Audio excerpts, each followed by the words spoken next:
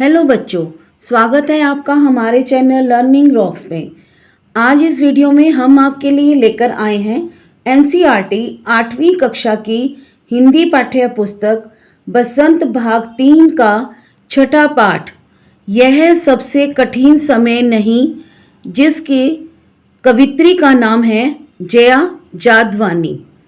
आज हम इस पाठ के काव्यांशों की सप्रसंग व्याख्या करेंगे, अभ्यास के प्रश्न उत्तर करेंगे और बहुविकल्पीय प्रश्न उत्तर करेंगे। आइए वीडियो को शुरू करते हैं।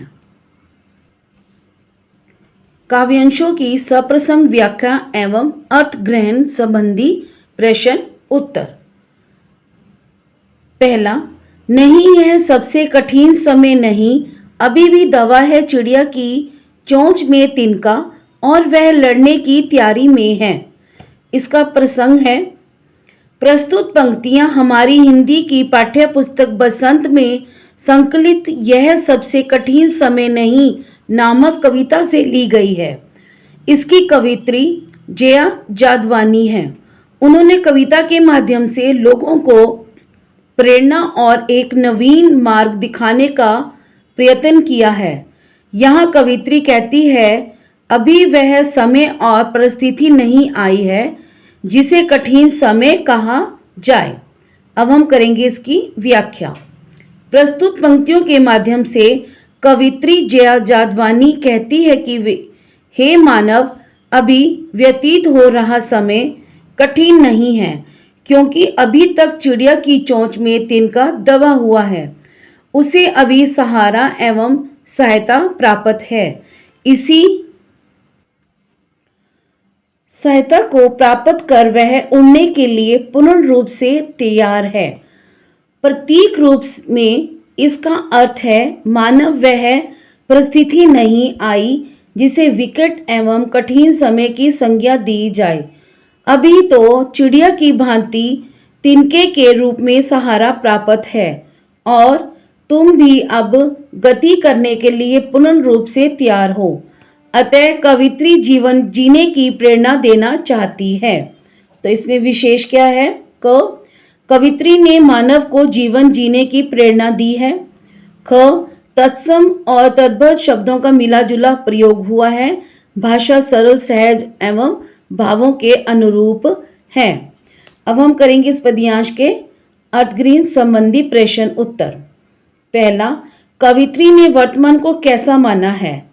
इसका उत्तर है, कवित्री ने वर्तमान को कठिन समय नहीं माना है, क्योंकि अभी चिड़िया की चोंच में छोटा सा तिनका दबा हुआ है, जो परिश्रम, सहायता और सहारे का प्रतीक है। अभी लोग एक दूसरे की सहायता करते हैं। दूसरा प्रश्न, कवित्री ने क्या प्रेरणा दी है? इसका उत्तर है, कवित्री ने वर्तमान से भयभीत ना होने की प्रेरणा दी है, कि हमें वर्तमान से भयभीत नहीं होना चाहिए। मानव को निराश नहीं होना चाहिए, उसे अपना जीवन दूसरों की सहायता से काटना चाहिए। दूसरा सरलाट, अभी भी झरती हुई पत्ती थामने को बैठा है हाथ एक, अभी भी भीड़ है स्टेशन पर, अभी भी एक रेलगाड़ी जाती है गंतव्य तक, जहां कोई कर रहा होगा प्रतीक्षा, अभी भी कहता है कोई किसी को, जल्दी आ जाओ कि अब सूरज डूबने का वक्त हो गया। इसके शब्द अर्थ हैं, झरती, झड़ना, गिरना, थामना, पकड़ना, गंतव्य, पहुंचने का स्थान, प्रतीक्षा, इंतजार, राह देखना, वक्त, समय, डूबना, अस्त होना। इसका प्रसंग है, प्रस्तुत पद्यांश हमारी हिंदी की पाठ्य पुस्तक बसंत में संकलित यह सबसे कठिन समय नहीं नामक कविता से अवतरित है। इसकी कवित्री जया जादवानी है। तो ये दोनों ही प्रसंग सेम होंगे, तो आपने इन दोनों लाइनों को अच्छी तरीके से याद करना है, क्योंकि पहले वाले में भी यही था, दूसरे वाले प्रसंग में भी प्रसंग यही है। उन्होंने कविता के माध्यम से लोगों को प्रेरणा और नवीन मार्ग दिखाने का प्रयत्न किया है। यहाँ कवित्री कहती है कि अभी सहारा उत्साह देने वालों की कोई कमी नहीं है। अब हम करेंगे इसकी व्याख्या। कवित्री जया जादवानी लोगों को प्रेरणा देते हुए कहती है कि अभी पेड़ों से झरने वाली पत्तियों को नीचे से पकड़ने के लिए एक हाथ बैठा हुआ है। असहाय एवं लाचार लोगों की सहायता के लिए कुछ दयावान लोग अभी भी अपने हाथ उनकी सहायता के लिए उठाए हुए हैं। कवित्री का कहना है कि स्टेशनों पर अभी भी भीड़ बनी हुई है, यहाँ तक कि रेलगाड़ी इस समय भी अपने निश्चित स्थान पर जाने के लिए तैयार है, जहाँ कोई इसमें बैठे लोगों की राह देख रहा होगा। इस समय भी लोग एक दूसरे के लिए व्याकुल हैं और इसी व्याकुलता के कारण वे उसे जल्दी आने को कहते हैं, क्योंकि सूर्य के अस्त होने का समय हो गया है, अब अंधेरा हो जाएगा। अब इसकी विशेष क्या है इसमें? कवित्री ने एक दूसरे के लिए भावनाएं उजागर की हैं। तत्सम और तद्भव शब्दों का मिला जुला प्रयोग है। भाषा सरल, सहज और भावों के अनुरूप है। तो पहले वाले सरलार्थ में भी विशेष सेम था और दूसरे वाले में भी सेम है। अब हम करेंगे इससे संबंधित प्रश्न उत्तर। पद्यांश पर आधारित अर्थग्रहण संबंधी प्रश्न उत्तर। पहला, झरती हुई पत्ती को सहारा देने के लिए कौन तत्पर है? दूसरा, स्टेशन पर अभी भी लोगों की भीड़ क्या प्रकट करती है? तीसरा, कोई किसी के लिए क्या कहता है? पहले का उत्तर, झरती हुई पत्ती को सहारा देने के लिए हाथ तत्पर है, वह उसे मिट्टी पर गिरने से पहले ही थाम लेगा। दूसरा प्रश्न था, स्टेशन पर अभी भी लोगों की भीड़ क्या प्रकट करती है? इसका उत्तर है, स्टेशन पर लगी लोगों की भीड़ अभी भी यह प्रकट करती है कि लोग एक दूसरे से अपनेपन के कारण मिलने जाते हैं, वे एक दूसरे को चाहते हैं। तीसरा प्रश्न, कोई किसी के लिए क्या कहता है? इसका उत्तर है, कोई किसी के लिए कहता है कि सूरज डूबने वाला है, इसलिए जल्दी से तुम घर आ जाओ। तीसरा सरलार्थ, अभी कहा जाता है उस कथा का आखिरी हिस्सा जो बूढ़ी नानी सुना रही सदियों से दुनिया के तमाम बच्चों को। अभी आती है एक बस अंतरिक्ष के पार की दुनिया से, लाएगी बचे हुए लोगों की खबर। नहीं, यह सबसे कठिन समय नहीं। इसके शब्दार्थ हैं, आखिरी, अंतिम, हिस्सा, भाग या अंश, तमाम, सभी, सारे, खबर, समाचार या सूचना, कथा, कहानी।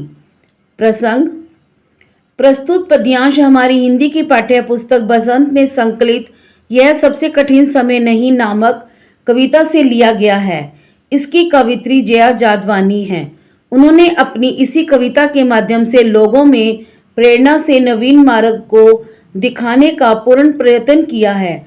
यहाँ कवित्री अतीत को याद करते हुए कठिन समय के बारे में बताती है। इसकी व्याख्या है, उक्त पद्यांश में कवित्री जया जादवानी कहती है कि अभी भी अतीत की उस कहानी के कुछ हिस्सों को सुना और सुनाया जाता है जो घरों में हमारी बूढ़ी नानी कई सदियों से हमें लगातार सुनाती आ रही है। अब कवित्री अचानक अपने भावों में परिवर्तन लाते हुए कहती है कि अभी एक बस आने वाली है जो अंतरिक्ष के दूसरे छोर से आएगी। वह दुनिया भी अनोखी एवं निराली है। वह बस आसमान के उस पार दूसरी दुनिया से जीवित बचे हुए लोगों की सूचना लाएगी। अतः यह कहा जा सकता है कि वर्तमान समय सबसे कठिन एवं जटिल समय नहीं है। विशेष कवित्री अतीत को स्मरण कराते हुए वर्तमान समय को उपयुक्त एवं कठिन बताती है। तत्सम और तद्भव शब्दों का प्रयोग किया गया है। भाषा सरल, सहज और भावों के अनुरूप है। अब हम करेंगे पद्यांशों पर आधारित प्रश्न उत्तर। पहला,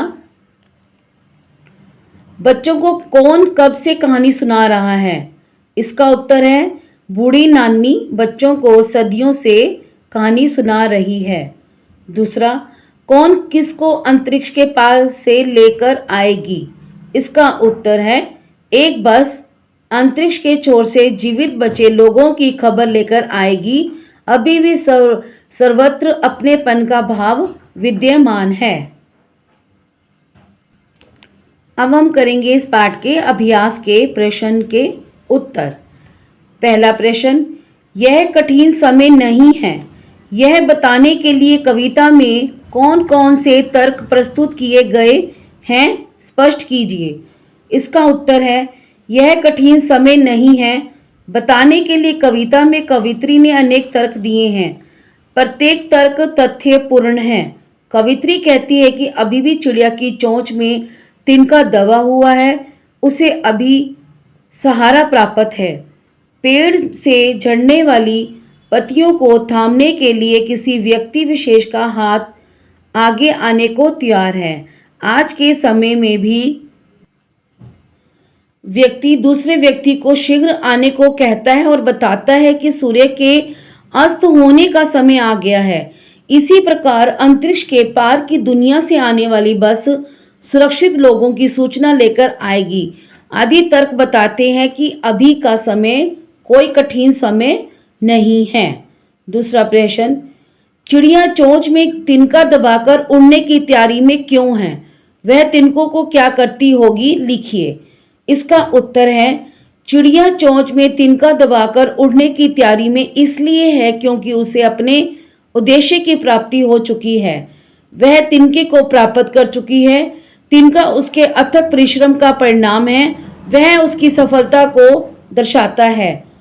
तिनके का प्रयोग चिड़िया अपने घोंसले को बनाने में करती है, इसी में वह जीवन यापन करती है। एक एक तिनके को उठाकर वह अपने नीड़ बनाती है। अगला प्रश्न, तीसरा प्रश्न, कविता में कई बार अभी भी का प्रयोग करके बातें रखी गई हैं। अभी भी का प्रयोग करते हुए 3 वाक्य बनाइए और देखिए उनमें लगातार निरंतर बिना रुके चलने वाले किसी कार्य का भाव निकल रहा है या नहीं। उत्तर, पहला, मोहन अभी भी पढ़ रहा है, तो आप ये अपनी मर्जी से भी बना सकते हैं जिसके अंदर आप अभी भी का प्रयोग करेंगे। दूसरा, दुकानदार ने कहा टीवी को ठीक करने में अभी भी 2 घंटे लगेंगे। तीसरा, रमेश ने कहा उसे अभी भी बुखार है। चौथा, आधी छुट्टी की घंटी बंद हो चुकी है लेकिन कुछ छात्र अभी भी खेल रहे हैं। तो इसमें अभी भी का प्रयोग बार बार किया गया है, तो इसमें आप अपनी मर्जी से भी वाक्य बना सकते हैं। अगला प्रश्न, नहीं और अभी भी को एक साथ प्रयोग करके 3 वाक्य लिखिए और देखिए नहीं अभी भी के पीछे कौन कौन से भाव छिपे हो सकते हैं। इसका उत्तर है, पहला, राकेश ने कहा वह नहीं आ सकता क्योंकि उसका काम अभी भी बाकी है। दूसरा, अंग्रेजों की क्रूरता के कारण चाहते हुए भी मेरा मन अभी भी आंदोलित हो उठता है। तीसरा, माँ ने बच्चे से कहा घर के बाहर नहीं जाओ, अभी भी धूप तेज है। चौथा, समाज में अभी भी ईमानदार लोगों की कोई कमी नहीं है। पांचवा, लोगों के मन में अभी भी अंधविश्वास समाप्त नहीं हुए हैं। तो ये भी वाक्य आप अपनी मर्जी से बना सकते हैं। यहाँ अभी भी वर्तमान समय का बोध कराता है। जो अभी भी का बोल रहे हैं वो हम जो चल रहा है समय उसका बोध करवाता है। और नहीं मना करने, इच्छा ना होने, मना करने, कमी, बचे हुए आदि भावों एवं विचारों का बोध करवाता है। अब हम करेंगे इस पाठ के बहुविकल्पीय प्रश्न उत्तर। बहुविकल्पीय प्रश्न, पहला, यह सबसे कठिन समय नहीं है कविता किसकी रचना है। इसका उत्तर है ग, जया जादवानी। दूसरा, चिड़िया की चोंच में क्या दबा है। इसका उत्तर है घ, तिनका। तीसरा, चिड़िया किस तैयारी में है। इसका उत्तर है क, उड़ने की। चौथा प्रश्न, पत्ती कैसी है। इसका उत्तर है ख, छरती हुई। पांचवा, अभी भी स्टेशन पर क्या है। इसका उत्तर है ग, भीड़। छठा, अभी भी कोई किसी को जल्दी उठने के लिए कहता है क्योंकि। इसका उत्तर है घ, सूरज डूबने वाला है। अगला प्रश्न, कथा कौन सुना रहा है? इसका उत्तर है ग, नानी। तो 7वें का उत्तर है क, ग नहीं है क, नानी। 8वां प्रश्न, अंतरिक्ष की दुनिया से क्या आया था? इसका उत्तर है ख, बस। 9वां प्रश्न, बूढ़ी नानी कब से कथा सुना रही है? इसका उत्तर है ख, महीनों से। 10वां प्रश्न, छरती हुई पत्ती को थामने के लिए कौन बैठा है? इसका उत्तर है ग, एक हाथ। अगला प्रश्न, कठिन समय किसका प्रतीक है? इसका उत्तर है घ, दुख। 12वां प्रश्न, अभी भी दवा है चिड़िया की चोंच में तिनका, पंक्ति से कौन सा भाव व्यक्त होता है? इसका उत्तर है क, आशा। 13वां प्रश्न, लड़ने की तैयारी से क्या आशय है? इसका उत्तर है ख, जीवन में संघर्ष करना। 14वां प्रश्न, पहुंचने के लिए निश्चित स्थान को कहते हैं? इसका उत्तर है ग, गंतव्य। 15वां प्रश्न, यह सबसे कठिन समय नहीं, कविता किस प्रकार की रचना है? इसका उत्तर है क, प्रेरक रचना। अगला प्रश्न, चिड़िया के लिए तिनका क्या है? इसका उत्तर है ख, सहारा। 17वां प्रश्न, विश्व के सभी बच्चों को अभी तक क्या याद आती है? इसका उत्तर है ग, अंतरिक्ष के उस पार से बस आएगी। 18वां प्रश्न, कवित्री ने हमें किससे ना डरने और हारने की बात कही है? इसका उत्तर है घ, कठिन समय। तो ये थे इस पाठ के अभ्यास के प्रश्न उत्तर और बहुविकल्पीय प्रश्न उत्तर। अगली वीडियो देखने के लिए हमारे चैनल को आप लाइक करें, शेयर करें, सब्सक्राइब जरूर करें। धन्यवाद।